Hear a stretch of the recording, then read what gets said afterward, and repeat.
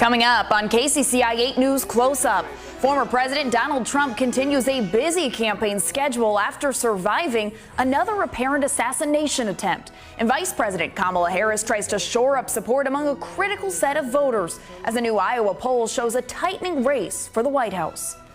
A new ordinance to stem the growing Des Moines homeless population is causing controversy.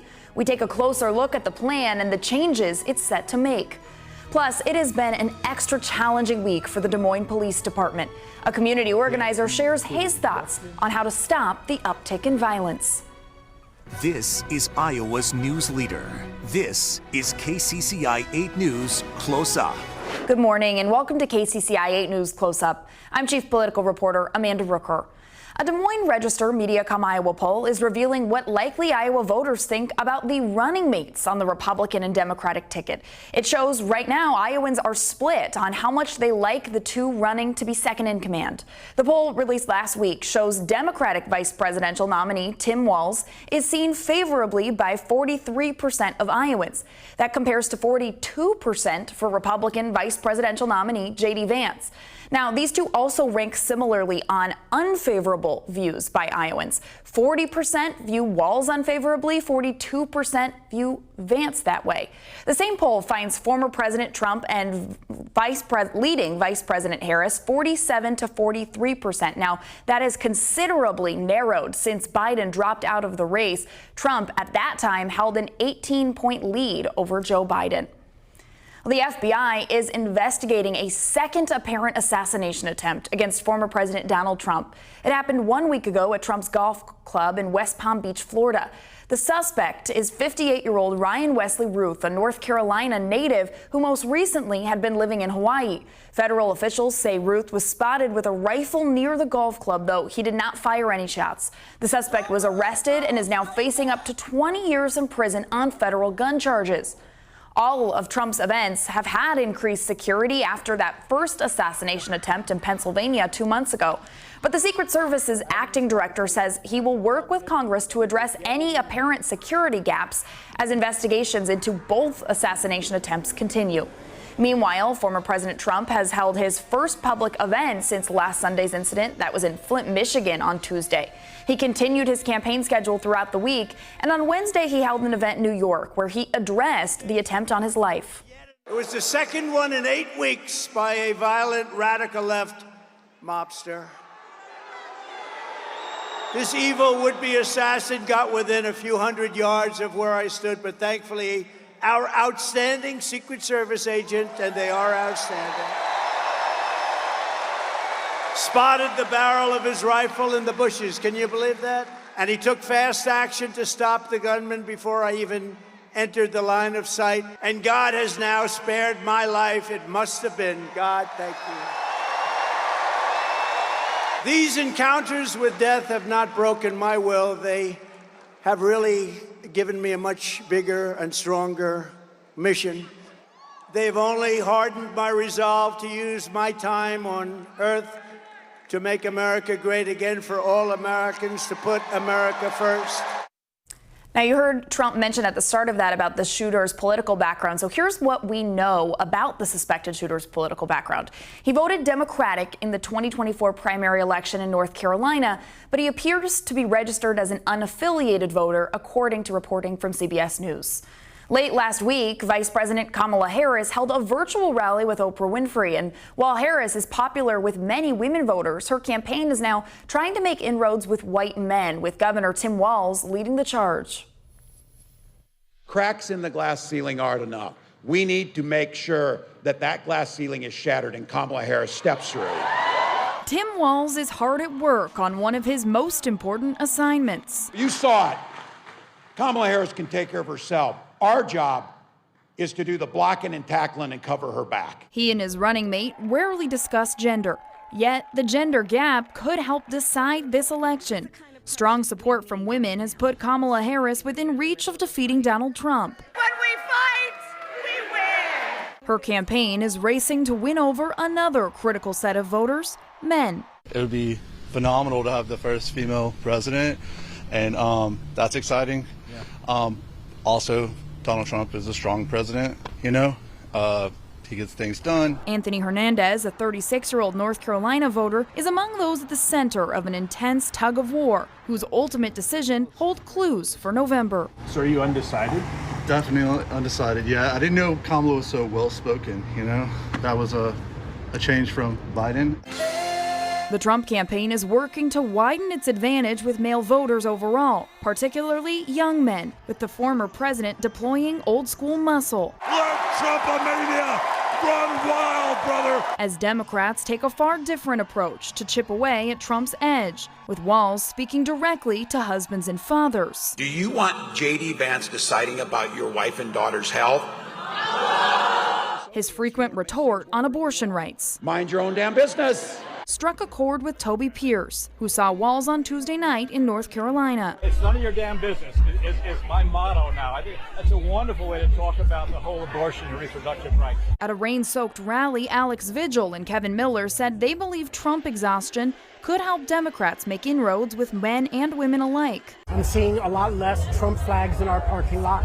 I'm seeing a lot more of my staff who used to be for Trump are a little more excited or a little pushing Trump away. I'm hoping that it's going to be a surprise. There'll be a lot more men than we think. This t-shirt was a gift to Bruce Sargent from his daughter after Trump was first elected. He knows he's in the minority when it comes to how many men vote. We're going to rely on a lot of the women showing out. The men just need to just stand behind those women and come out with them. It's an open question just how many men will do that. Even those here, like Stanley Benedict, not fully enamored with Trump, still plan to vote for him. He's got a big ego, and sometimes it's a little too big because he'll toot his horn a lot. But I support him because he proved himself. While the outcome of the Trump-Harris duel may turn on the gender gap, the balance of whom men and women support, in this election, gender itself is far less a part of the discussion. Kamala Harris isn't talking about the historic nature of this. She just puts her nose down and does the work. Now, the Harris campaign acknowledges that they won't win men overall, but they say even a percentage or two could make the difference in who wins this election. Well, the influential union, International Brotherhood of Teamsters, says it will not endorse a presidential candidate. And that is the first time in nearly 30 years that the union hasn't made an endorsement in a presidential election. The union president says it's because neither candidate had sufficient support from the 1.3 million member union because neither candidate was able to make serious commitments to the union. But the Harris-Walz ticket has received some endorsements from local Teamsters groups in battleground states like Nevada and Wisconsin. Former President Trump called the national decision from Teamsters to not endorse Harris a, quote, great honor. Well, turning now to Iowa, an Iowa man says a shadow campaign tricked him into running as an independent in Iowa's 3rd congressional district race. He's now dropped out, but Joe Wiederin of Scranton tells KCCI he was contacted and asked to run as a conservative alternative to Republican incumbent Zach Nunn. So I was thinking if I got into Congress, that'd be my way of getting to meet President Trump and work with him on that. Now, Wiederin did qualify for the ballot. He brought over those 1,700 signatures required to the Iowa State House, but he says those signatures were collected by someone he only knew as Johnny, who had reached out to him via email. And Wiederin says he dropped out of the race after realizing that most of those signatures were from registered Democrats. The Associated Press reports that a group called the Patriots Run Project found people through Facebook ads or political posts, and the group recruited Donald Trump supporters to run as independents in tight congressional races across the country. The AP reports the scheme is meant to siphon votes from Republicans in races that would determine which party controls the U.S. House next year. Claims of dirty tricks by one side or the other. This works against the confidence of the voting public, against the election system itself. That's a very dangerous position to be in. In a statement, Representative Zach Nunn says he's, quote, outraged to see anyone prey on hardworking Iowans or deceive voters, end quote. In response, Democrat Lenon Bacom's campaign says it had no knowledge of the campaign and no involvement. Well, outside groups are funding attack ads against both Bacom and Nunn as we get closer to the November election, and we're getting the facts on some of those ads that are on our air right now. That includes one from the National Republican Congressional Committee. It paid for an ad attacking Bacon over his stance on immigration. Lanon Baqqam defended the Biden-Harris border plan, and Baqqam raised thousands for a group pushing amnesty and taxpayer benefits to illegal immigrants. The first claim in this ad references a June interview that Baqqam did with CBS affiliate KGAN in Cedar Rapids. Now, at one point in that interview, Baqqam criticized Republicans for not supporting a bipartisan immigration package that the Biden administration had called for. There was a bipartisan piece of legislation that had the opportunity, supported by the Border Patrol agents, to put more agents on the border, to be able to deploy smart technology to our ports, to identify drugs like fentanyl, and to protect our communities. And yet, for purely political reasons, they did not take it up. Now, the second claim in that ad stated that Baqqam raised money for a group pushing amnesty and taxpayer benefits to illegal immigrants. That is in reference to a fundraiser that Baqqam attended in October of 2021. It was for the U.S. Committee for Refugees and Immigrants, and they say they raised over $50,000 to support Afghan and refugee arrivals to Des Moines. Baqqam was that event's keynote speaker. Now, there is also another ad on our air right now making claims against Zach Nunn, and that was funded by the Your Community PAC. It is a liberal super PAC group. Now, FEC Commissions does not have any further information on that group, but let's take a look at the ad. Zach Nunn took $200,000 from the drug and insurance industry and opposed the law that capped the price of insulin. Zach Nunn's campaign has taken donations from insurance and healthcare industries totaling almost $187,000. During a speech at the Iowa State Fair in 2022, Zach Nunn did criticize the Inflation Reduction Act, and that did include a measure that would cap the monthly cost of insulin at $35 a month. But that plan also contained about $500 billion in new spending and tax breaks aimed at boosting clean energy and increasing tax revenues. Also important to note, Zach Nunn was not in Congress then, so he did not vote on the Inflation Reduction Act. KCCI is hosting a 3rd District congressional debate live on October 8th at 7 p.m. I'll moderate that alongside anchor Jody Long as Zach Nunn and Lanon Baqqam each make their case to voters. The candidates face each other at Northwest High School in Waukee. Well, in a historic move this week, the Federal Reserve cut interest rates for the first time in more than 4 years. Now, that could make getting a loan on a car or a home mortgage less expensive. It also could change things for people right here in Des Moines who have struggled to buy a home in the past. Census data shows Black Iowans and Black Polk County residents have the lowest rate of home ownership compared to any other group. A few times each month, Bridget Robinson teaches prospective Black homeowners about the process of buying a home. She says many of her students are eager to become homeowners, but many also worry about the obstacles that the Black community has faced on buying a home in the past. And that's why she says she makes sure to face the topic head on. We really address what redlining is, the history behind it, why we're still having conversations regarding housing disparities in 2024, and kind of preparing them for some of the things that they may encounter as they go through the journey of home ownership. Robinson says she is excited about the interest rate cut, and so are her students. She says the cut could be another boost to encourage them to buy. Well, still to come on Close Up, how Des Moines leaders hope a new ordinance will solve problems that some say the city is dealing with the homeless population, the new solutions proposed, and why not everyone is on board. Plus, one area of Des Moines is finally getting a facelift, how it will also help provide some much-needed affordable housing in the area.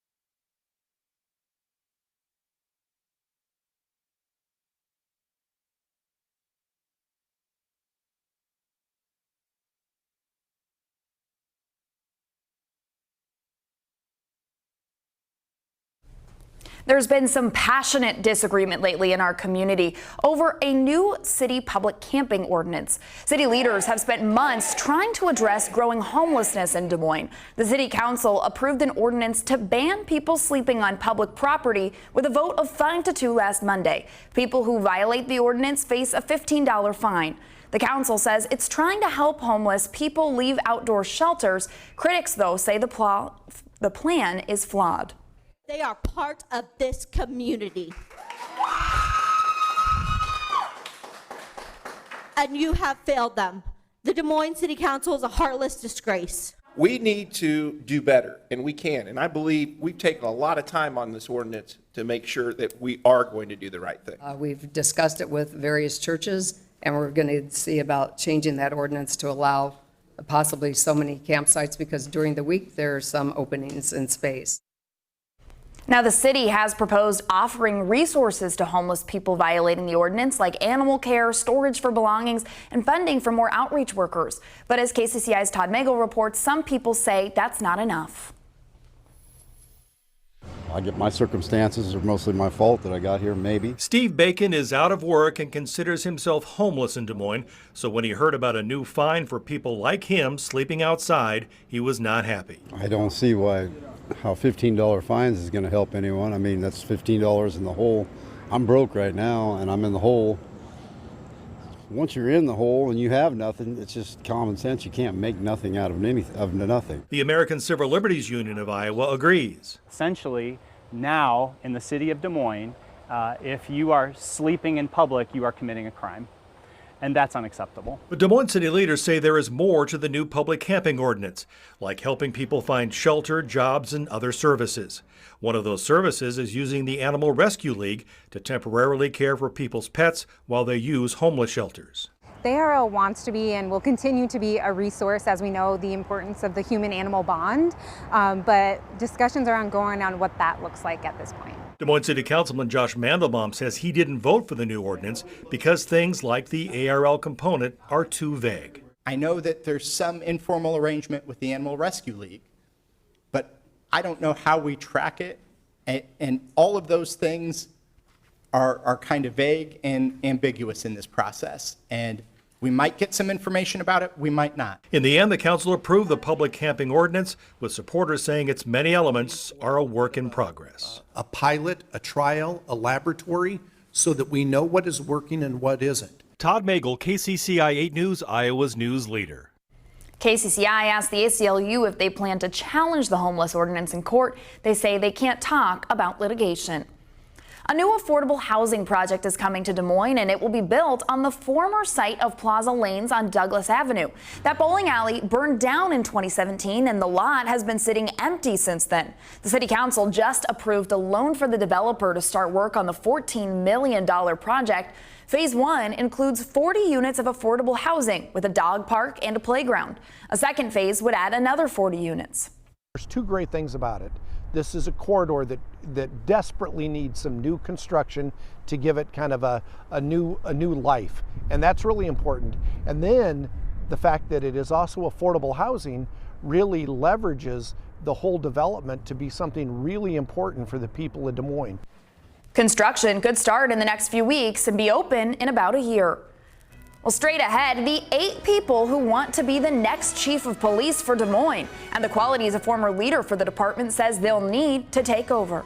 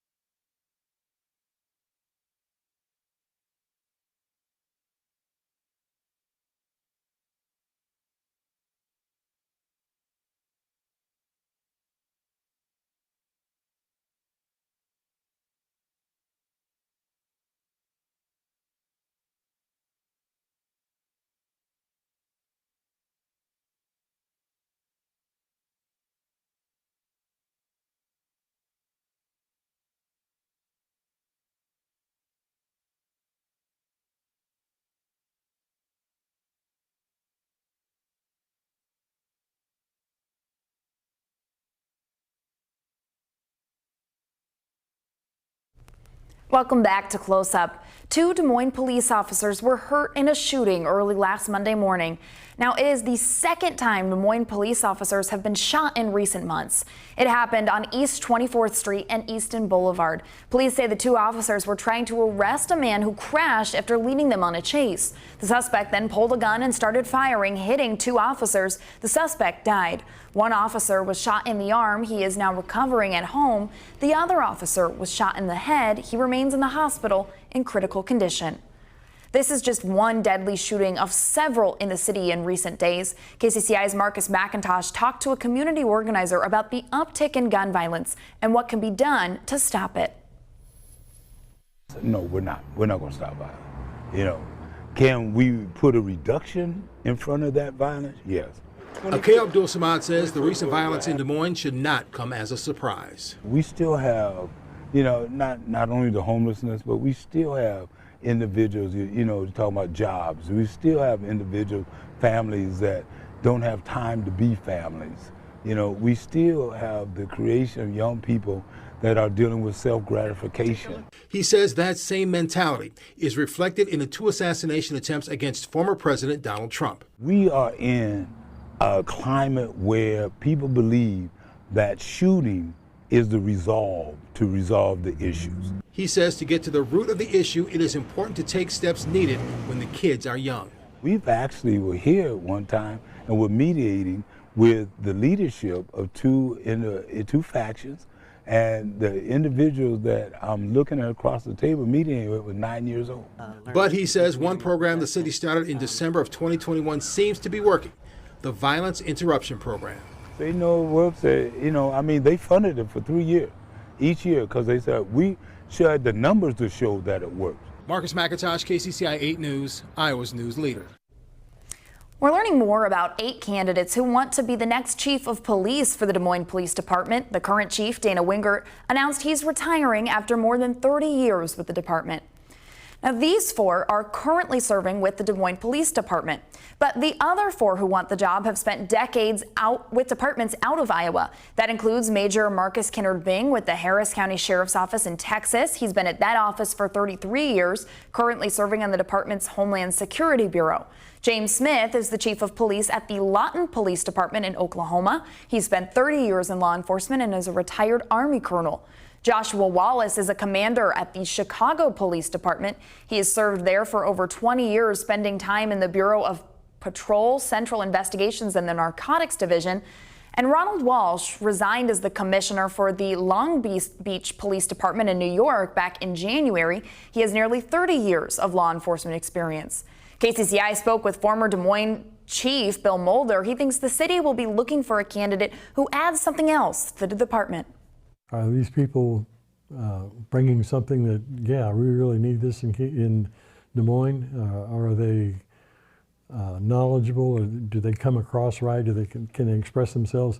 They need to see that in interviews. And okay, yeah, I can accept these people. More to come on Close Up. We'll be right back after this break.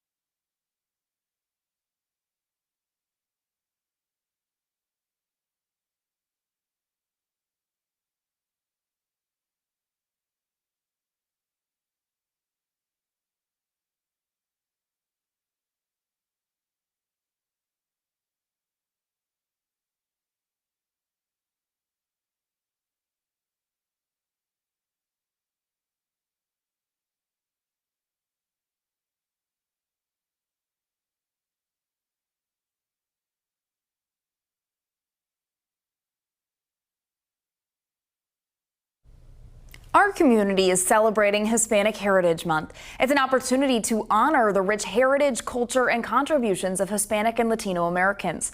KCCI spoke with Laura Rodriguez, the creative director of a local podcast production house, Amplified DSM. She also launched her own podcast called Undocumented Momhood. It's a look into her family's journey of making their way through the system, and it offers perspective for others who are experiencing similar struggles. I believe that my podcast is a platform for those that don't get to be heard. KCCI's Alyssa Gomez brings you the full story tonight on KCCI 8 News at 10. Hispanic Heritage Month runs through October 15th. Thanks for joining us for KCCI 8 News Close Up. We'll see you back here next Sunday. Have a great day.